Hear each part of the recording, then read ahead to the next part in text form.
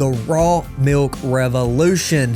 David is one of the OGs in that movement, and he has done a very good job for a long time in creating awareness around food sovereignty, especially in regards to raw milk, and thoroughly enjoyed visiting with him.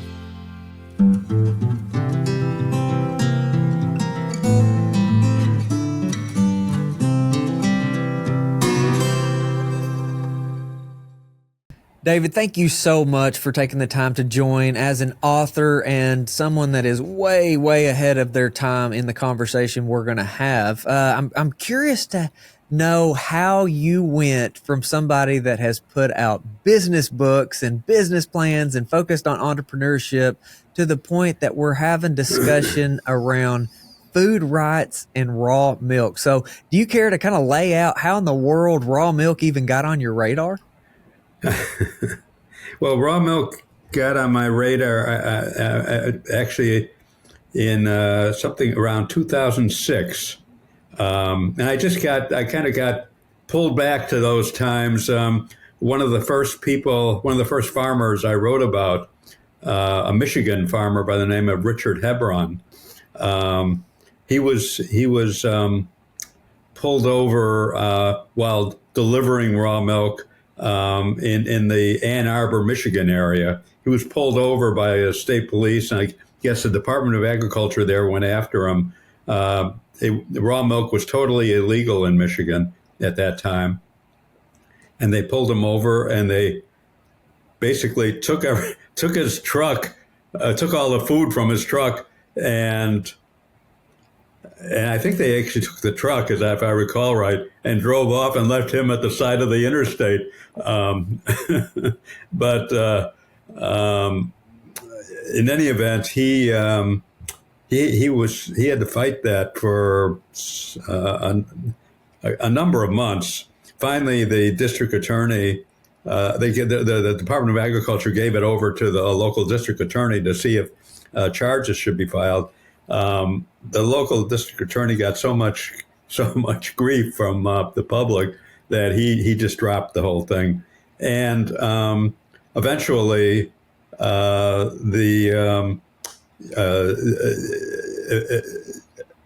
a couple things happened eventually. One of them was that Michigan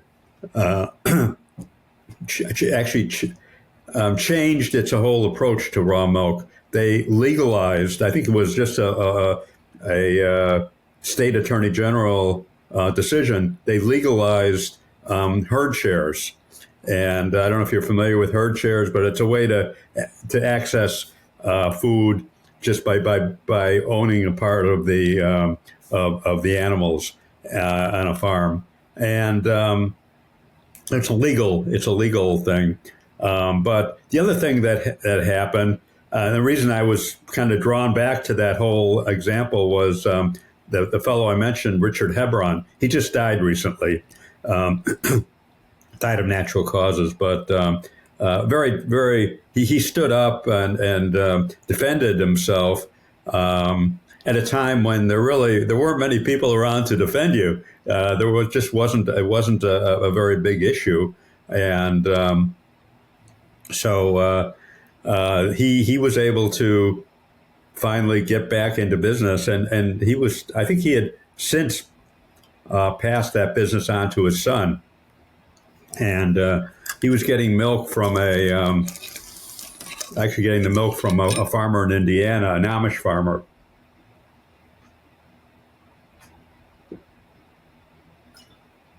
So anyway, but going back to your original question, the reason I got involved in that, you mentioned I was a business writer, and I got involved when I heard about Richard Hebron and another farmer who got hassled in I'm going to say in Kentucky. It was actually I think it may have been Ohio. He had crossed over from Kentucky into Ohio. Anyway, but he was arrested, and so anyway, I heard about these cases, and I the reason they struck me was because farmers are small businesses, and I said, this isn't normal for small businesses for the owners to be arrested and for police to come in and take the products and and to have this kind of regulatory problems. And so I started writing about that. I was at the time I was writing a column for a magazine called Business Week, which has since become Bloomberg Business Week, I think. In any event, I was writing about it, and I started writing about these farmers and the problems they were having, and it got a lot of attention. And I started a blog, and that started getting a lot of traffic, and so that kind of is how it all started. When you were, I mean, because you've written for some really, really big publications, how were you able to focus on a topic that was so off the beaten path, so to speak, and yet it was so resonating with people? How do you think that happened to be a big publication? We're talking about farming and food regulations, and yet you were getting the attention. Why did that resonate? I mean, it resonated with me just because, like I said, I did a lot of writing about small businesses and small businesses of all types, from farmers to high-tech entrepreneurs, and but as this just kind of, I don't know, it struck a chord with me personally. I don't know if it was if it struck a chord, if it was really, that appealing or that interesting to other business journalists, because I couldn't get, after a while, Business Week said, after I wrote 3 or 4 columns about this stuff, they said, okay, that's enough about raw milk, and I said, well, there's a lot still going on there. And they said, well, that's okay, go do some other stuff. And so that kind of ended that. So I'm a little bit of I may be a little bit of an aberration, although I think it's the subject, the whole question about raw dairy. It's kind of symptomatic. It's not an isolated subject. It affects kind of what we've come to call food rights, food freedom.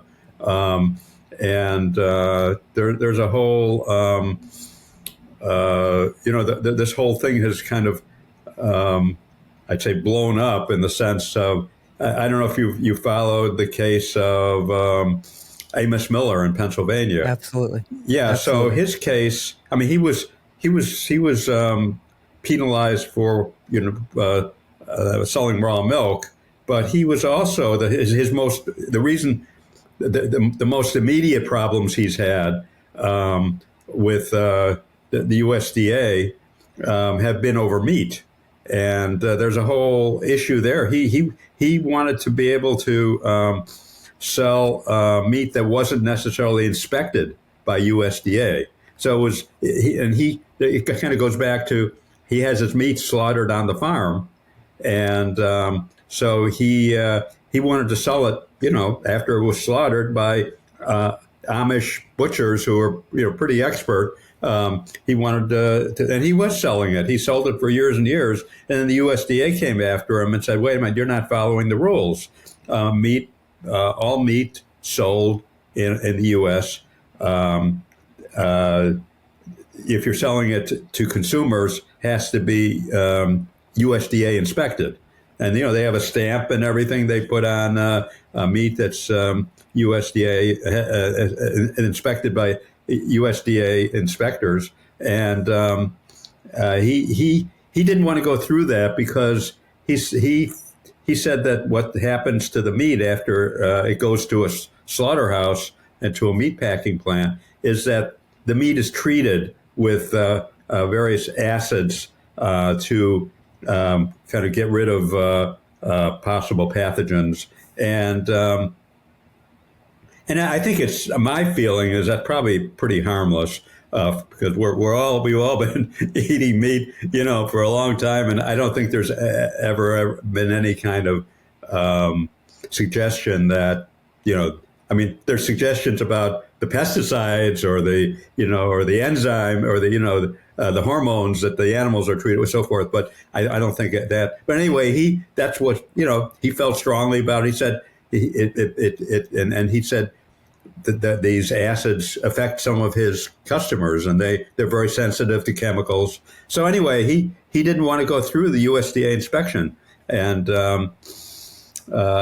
so the USDA came and basically, I mean, they said they tried to work out some kind of accommodation with him. I don't know, it's you never know. It becomes a he said she said kind of a thing. But anyway, they came and basically shut him down. They confiscated his meat and they shut him down. They took him to court, and that's where kind of it got picked up by.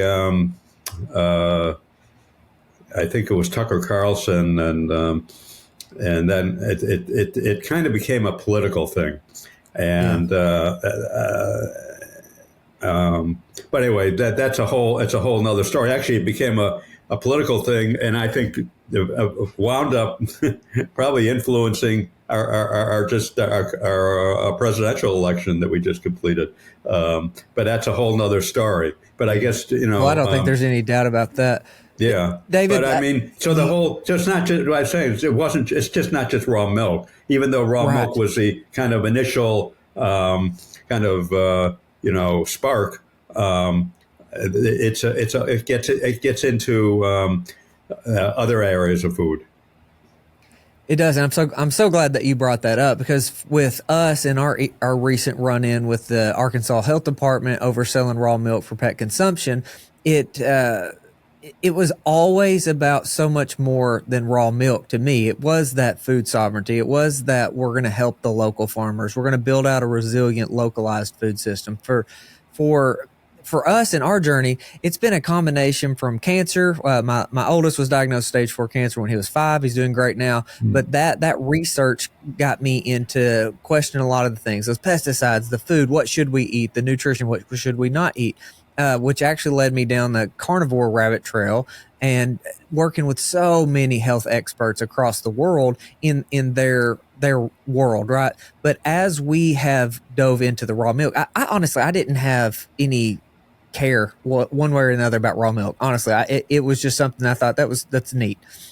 But as we talk to people like Sally Fallon, Joel Salatin, Mark McAfee, as I've got to know these people, inevitably your work always gets referenced, right? So like you've got the raw milk revolution, the raw milk answer book, and then that leads you into, wow, this is about so much more than raw milk. The raw milk is just kind of that tipping point, or that thing that we can look at, that tangible aspect of this larger conversation. So can you lay out how regulations are, quote unquote, for public safety, but what they really do is destroy the small farmers by creating this cost of compliance that we really can't follow, but big corporations, the money for compliance or whatever, it benefits them, right? Like, can you lay out your perspective on these regulations, how they affect the different ends of that spectrum?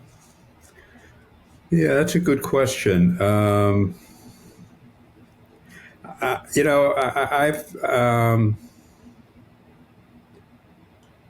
never been. Well, let me. I was going to say I've never been a huge believer that there's kind of some kind of. I mean, what you're getting at is there's some kind. I don't want to use the word. I misuse the word. That there's some kind of conspiracy here that that the big boys set up regulations so that to kind of shut the little guys out because they can't comply so easily. I mean, I think there is certainly it's kind of evolved in certain respects like that. So let's just take an example. Pasteurization is regulated, and we're required for the most part.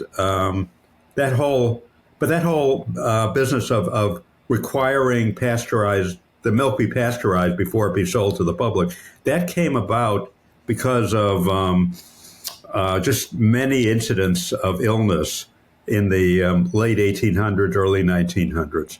And basically, because everyone used to drink raw milk. And and so I think, and the authorities were inclined to just keep it that way. But you started, in the big cities, which became more and more populated, a lot of people were getting sick, and the farmers and the milk sellers weren't paying a lot of attention to safety. So kids were getting, and raw milk is, potentially, riskier for carrying pathogens. So that all happened, I think, for a reason that was, having to do with public health. Now, you can say the way it's evolved is that you have a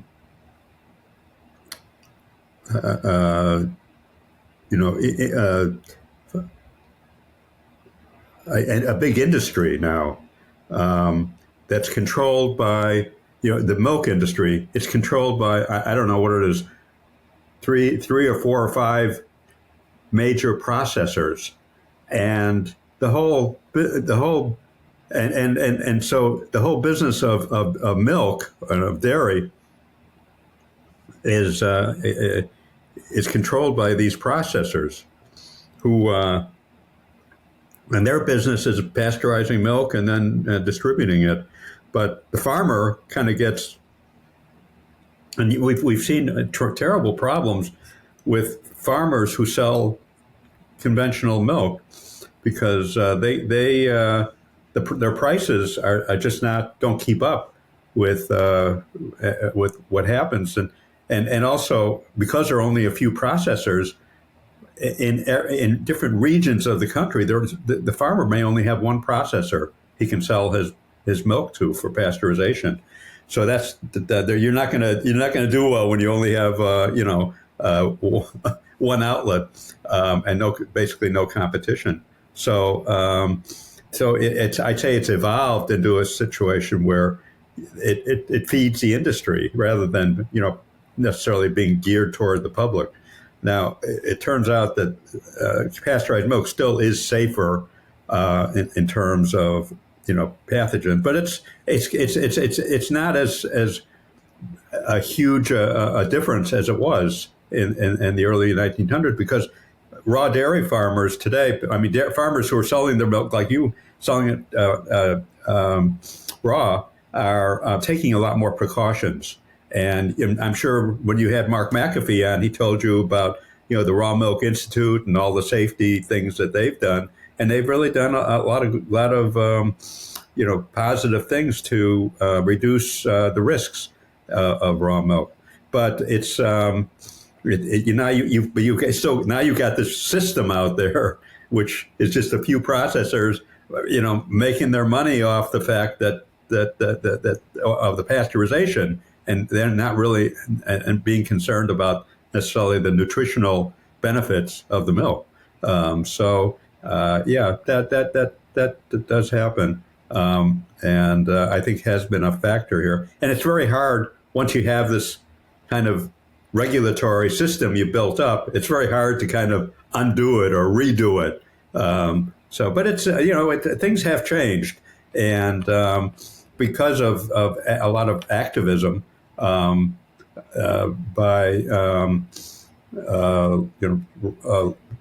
dairy farmers who want to be able to sell raw milk, and consumers who want to be able to buy it.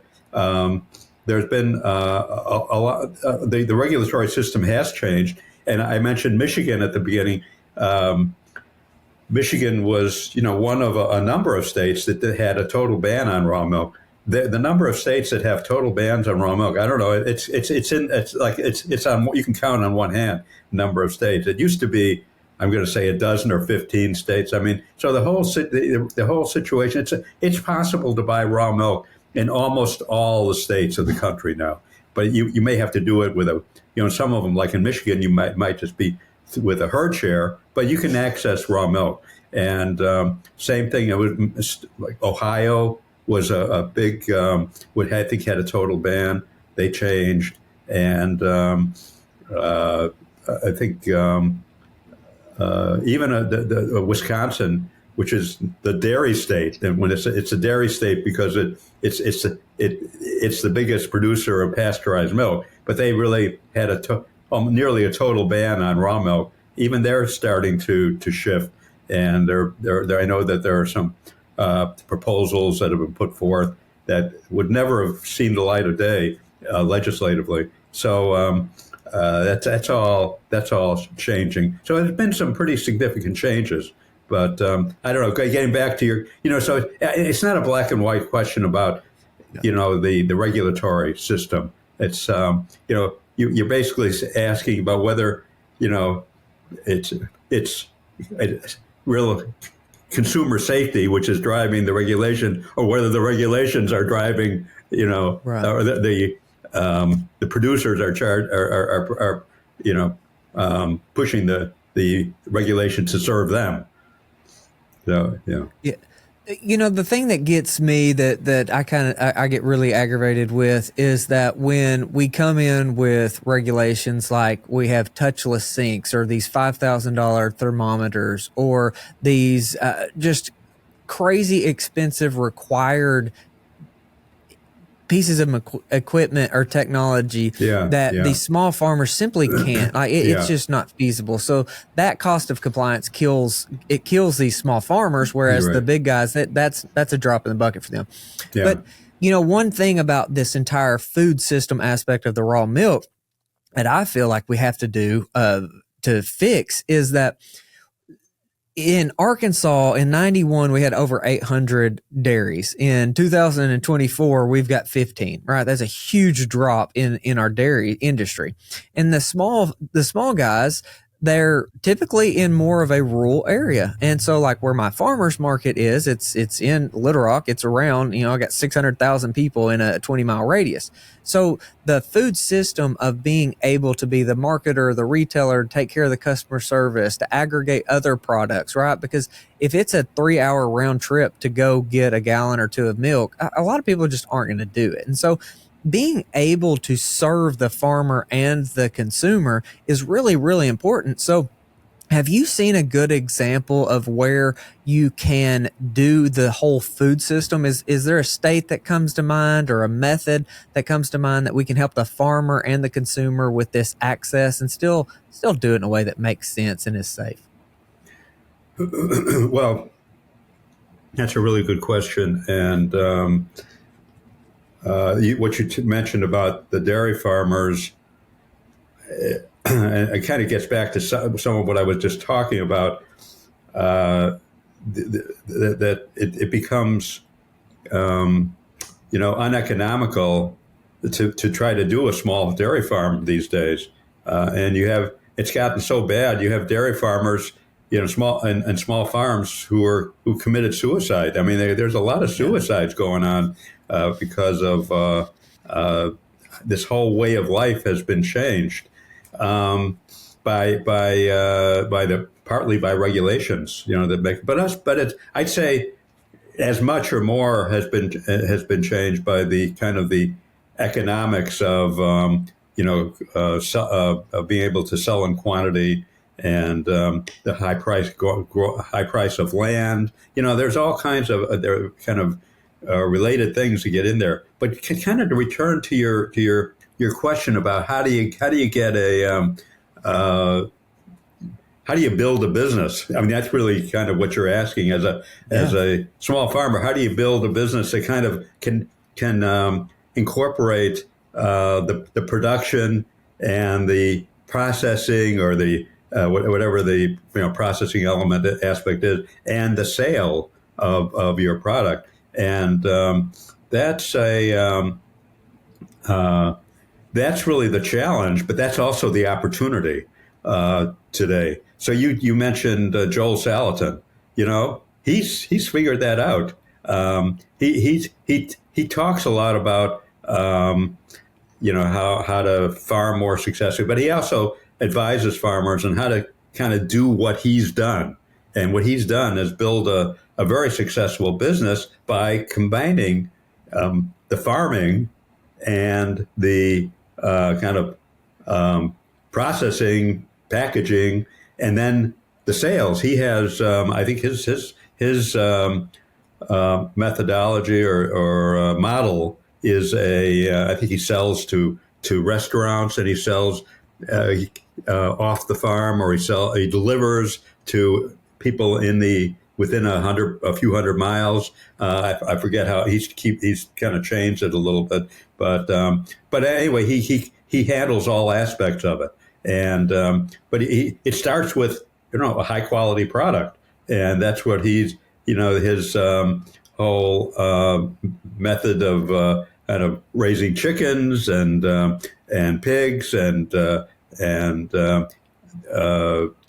cattle and so forth is then leads into then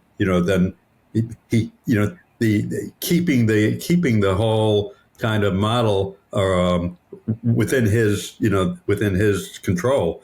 That's a whole different thing than the traditional dairy farmer who's all he does is he gets up every day and milks his cows and waits for the processing truck to come by and pick up the milk and take it away and send him a check. And he never has any contact with the end user, the customer. And that's where I think we can talk about the regulations really hurting the dairy farmer and the high price of land and so forth. But that individual, and I don't really mean to come down on them, but many of these individuals really don't want to have any part of the business, the kind of the business part. They have a part of, obviously, with the business. The processor picks up their milk, but with the building a complete business, and Right. the requirements have changed. Now, the requirements for the farmer who wants to, have a profitable business, growing business, have changed. You can't just do it by getting up in the morning and milking the cows and putting the milk out there for the processor to pick up. That might have been good, 60 years ago, but it doesn't cut it anymore. I think that's why it's so important to have the conversation on that whole food system. A lot of farmers don't want to have that end user relationship. They want to do what they do. They want to farm. They want to be on their land with their livestock and live their lives. They don't want to do that retail and marketing responsibility. And I think that's perfectly fine, right? I think there's pieces for all of us to take over. But let me just stop. I'm not sure that there are. I mean, I think it's coming harder and harder and harder to just be that.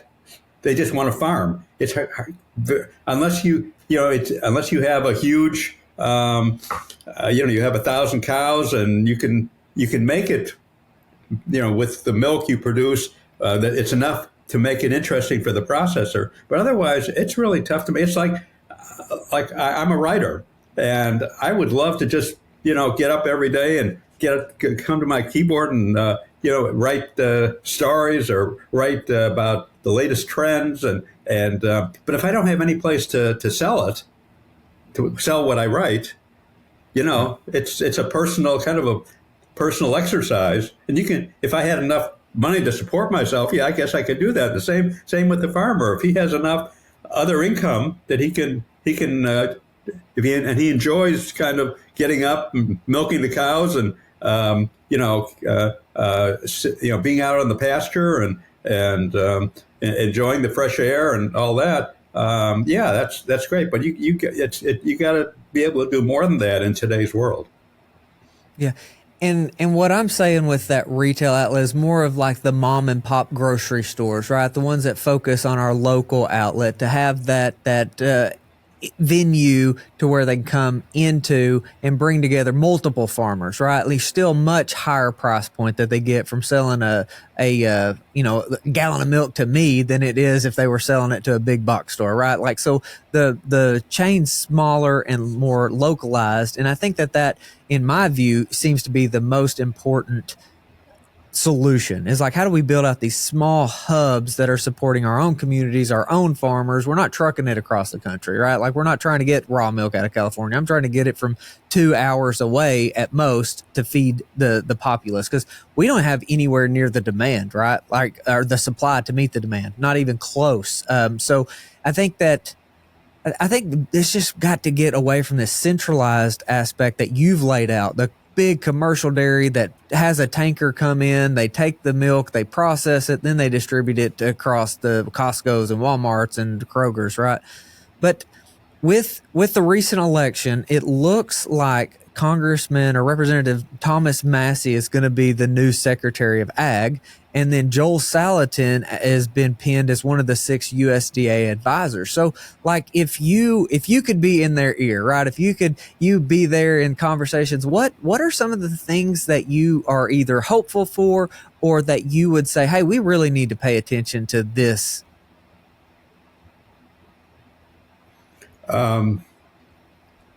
Yeah, that's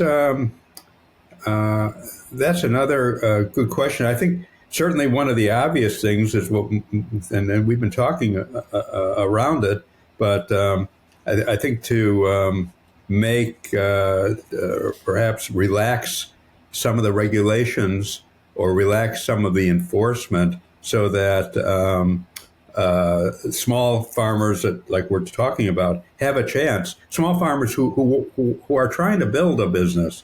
I'm not sure you can go back and undo the whole kind of milk processing, their dairy processing system that's kind of built up in this country. I mean, you can't do it and still at the same time, get the product out there for 300 million people. It's but I would certainly hope they would so be sensitive to that. To the regulatory part of it. I'm trying to be a little careful here, because I don't think the answer is necessarily to get rid of all the regulations, and that's what I think some people might be inclined to encourage. I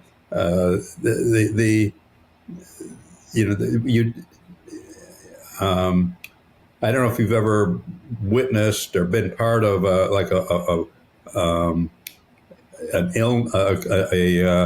an outbreak of illness involving raw milk, but it's a bad situation, because in particular some of the pathogens can make kids very sick.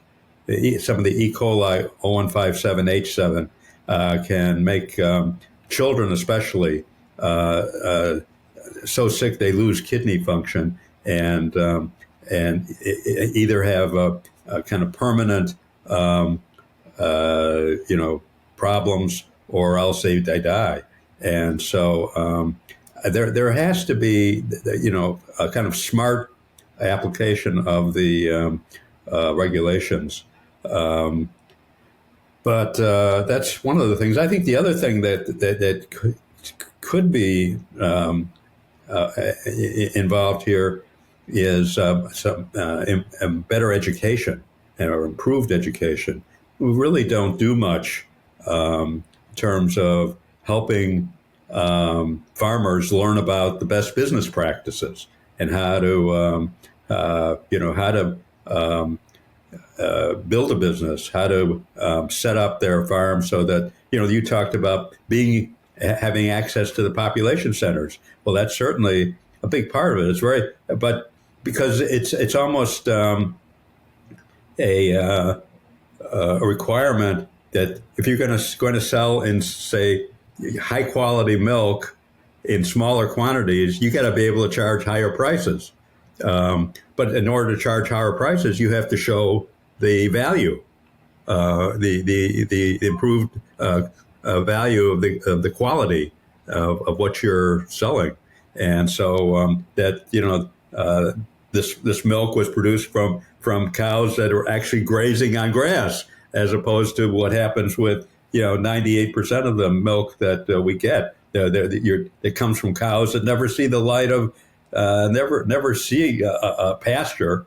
Don't even see the light of day in a lot of cases. I mean, they're in barns all the time, and or sheds or whatever they're kept in. But if you've seen any of these CAFOs, it's a pretty grim situation. And but it's the same. It's the same with the eggs and the meat.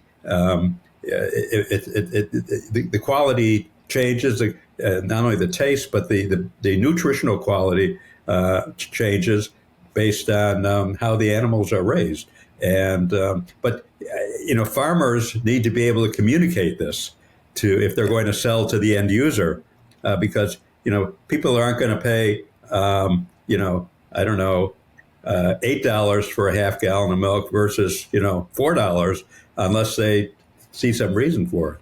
So there's Sure. and in order to communicate that, you have to learn about marketing and about sales and how to position yourself in the marketplace. Absolutely. I think that the food system has become so centralized and focused on how to do things as efficient as possible, as fast as possible, and we're losing a lot of the nutrients. We're losing a lot of the bioavailability of what should be in there. And so, for example, the flip side of that, one thing, David, that we do is I partner with farms that do things the way that I want it done. I'm very passionate about that. But we also take samples and we send it off to Dr. Stefan Van Vliet at Utah State to do metabolomics study, right? We have a full breakdown on what's in this meat. And the meat that we're raising by using, they get minerals, right? They're grass-fed, rotationally grazed, drinking spring water. I think that's also something else that's really, really big. But then we bring in, some of my friends like Gabe Brown or Dr. Alan Williams, and we break it down. We lay out, what does this data mean and why is nutrient density maybe such a big deal on the cost that we can, as consumers, make better decisions based off of nutrient density, not just the cost. So, like for that, there's a lot of work that goes involved. These videos, these aren't free, right? The videos of this education, this is marketing. This is resources that help us understand. So there's roles in that food system that I'm talking about, that where we bring it together and we share it in a way that people can understand it and make the best decision based off of what they want to do. So the nutrient density, do you think that's something people are catching on to that matter? It seems like it, right? It seems like this whole Make America Healthy Again movement that RFK Jr.'s really been behind seems to be getting people's attention. But is that something that you believe that was maybe missing 15 years ago when you were doing this versus today? Is there an opportunity? Are we getting somewhere? Yeah, I mean, I think we're getting somewhere. I mean, I think even before RFK Jr., Joel Salatin has been talking about this for a long time, and a number of farmers have been talking about it. And I just it's such a big challenge, but it's also such a huge opportunity. I'll just give you my own. I have my own kind of pet peeve is trying to find good eggs. I mean, I live in the Boston area, and I'm not a farmer. I admire farmers who raise good food. I'm always just amazed at how they do that. But I love it because I love to get the food. But it's hard to sell for me to find good eggs. And I go out to I have a place in New Hampshire, and I go up there and I look.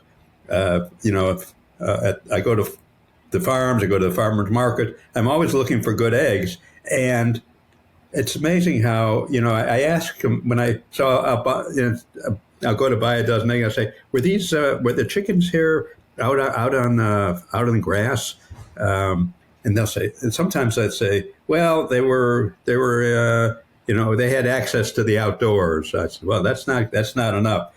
Just and I'll just show you something here. I don't know if you can see it, but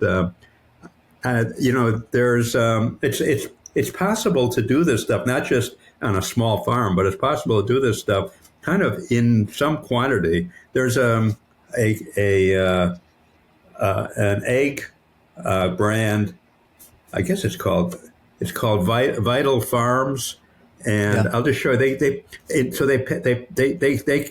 advertise the fact that these are pasture raised eggs, and they have them organic and non-organic, and I get them at Whole Foods, and they're pretty good. I mean, compared, they're not quite up to, I would say the really top pasture raised eggs I get direct from a farm, but they're pretty close, and some of them are. I think what they do is they engage, they kind of buy from what's the term, where you kind of they have, maybe, I don't know, hundreds of probably small farms, and they just buy the eggs directly from the farm. It's a little like the milk thing, but I think they probably pay decent prices. And they put out in each egg carton, they put out this little newspaper. It's called Vital Times.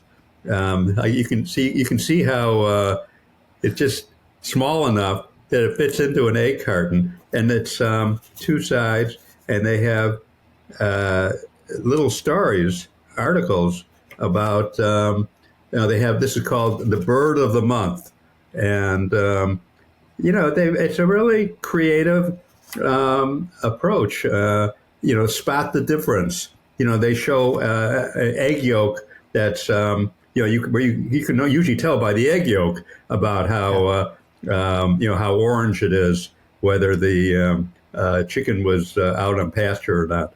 But they take this stuff and they run with it. And I think I don't know, I've never talked to them, but I think they built a very successful business here by kind of showing how they add value, how they're, this nutrient density focus helps them add value. And that's what I think, there are a number of, this is I think a very successful, financially very successful business that's done that. But there are a number of farmers, and I think like Joel is one of them. And there's a guy in California, Pasture. I get his emails, but anyway, they just, they're business people as well as farmers, and I think there needs to be a lot more education. I mean, because it's some people do it. I think Joel has done it, kind of. Instinctively, but and actually, a number of his books advise people on how to be better farmers how to be better business people, and Right. so there's a tremendous amount of opportunity here. But I think education is a big part of it. I love it. You've said a couple times the issues, right? But you've gone back to opportunity. And one of my favorite quotes is Napoleon Hill: "With every adversity comes the seed of an equal or greater opportunity." And I think that capsulizes what we're talking about. Like, we have so much opportunity to fix the problems, to address them, to succeed by focusing in on what the issue is, but then coming up with that solution. So I love that you keep bringing up the opportunity, because farmers are that front line, in my opinion, that are going to make this massive difference, the massive change. And we just got to have the consumer support through the education, everything we've discussed. So, David, two things before we hop off here. One, what's your favorite book that you've written that you're just like so proud of? What are you proud of? And then what's next, my friend?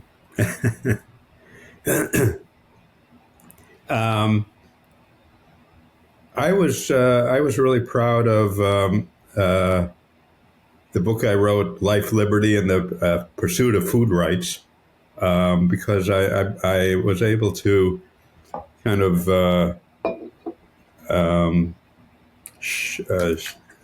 really bring to life some of these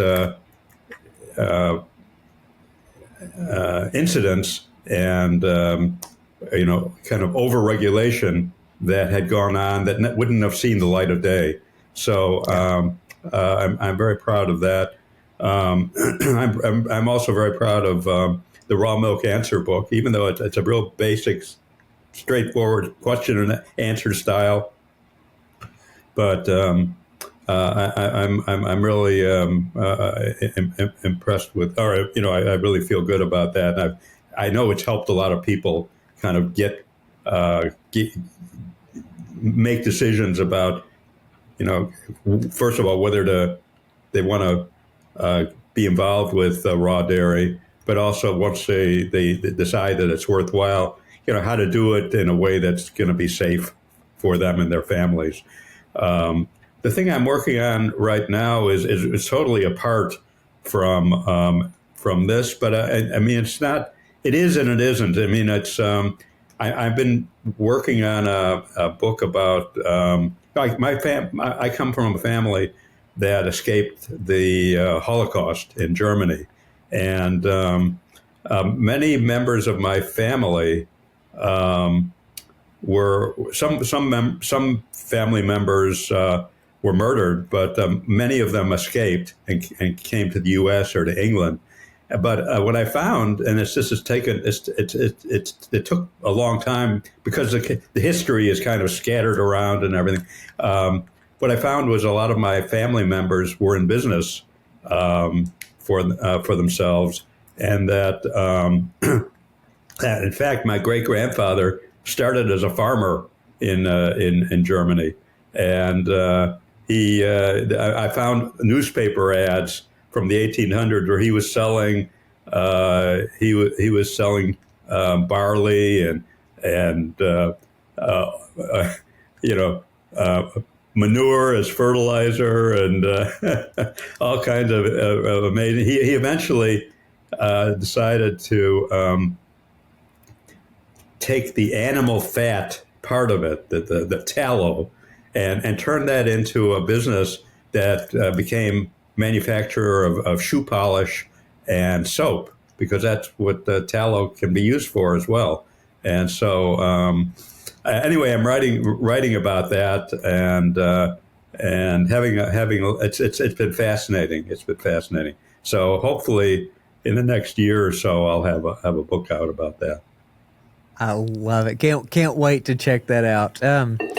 David, thank you for all the work. You've put in a lot to help create awareness and been a huge part of, I think, where we are on. I believe we're hitting the tipping point. But again, thank you. Thank you for taking the time to visit and tell more of your story. And I greatly appreciate it. Yeah, I appreciate your talking. You raised some really great questions. Thank you for joining us in the Sowing Prosperity mission. If you like this content, like and subscribe, share with your friends. Be sure to check out sowingprosperity.com. Sign up for the email. We've got so much more work to do.